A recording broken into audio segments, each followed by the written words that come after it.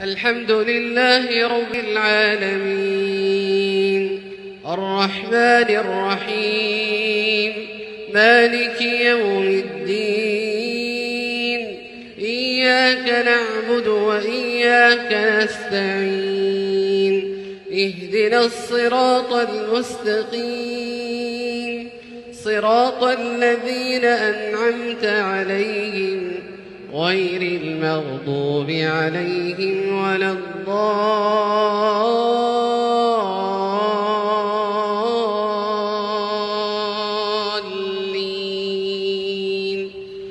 آمين. ولقد أهلكنا ما حولكم من القرى وصرفنا الآيات لعلهم يرجعون فلولا نصرهم الذين اتخذوا من دون الله قربانا آلهة بل ضلوا عنهم وذلك إفكهم وما كانوا فلولا نصرهم الذين اتخذوا من دون الله قربانا آلهة بل ضلوا عنهم وذلك إفكهم وما كانوا يفترون. وإذ صرفنا إليك نفرا من الجن يستمعون القرآن فلما حضروه قالوا أنصتوا فلما قضي ولوا إلى قومهم منذرين.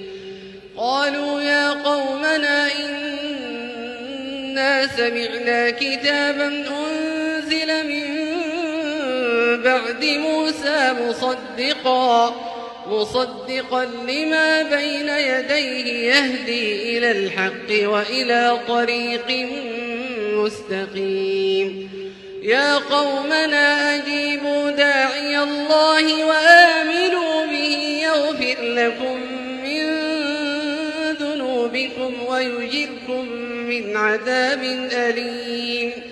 ومن لا يجب داعي الله فليس بمعجز في الأرض وليس له من دونه أولياء أولئك في ضلال مبين.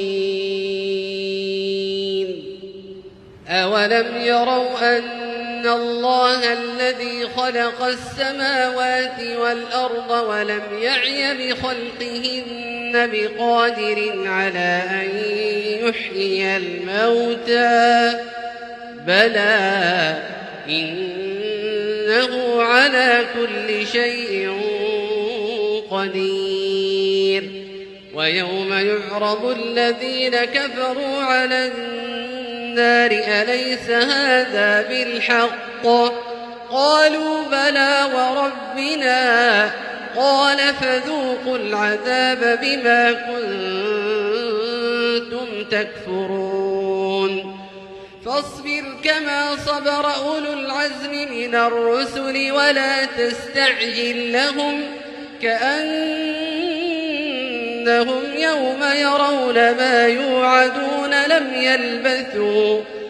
يلبثوا إلا ساعة من نهار بلاغ فهل يهلك إلا القوم الفاسقون.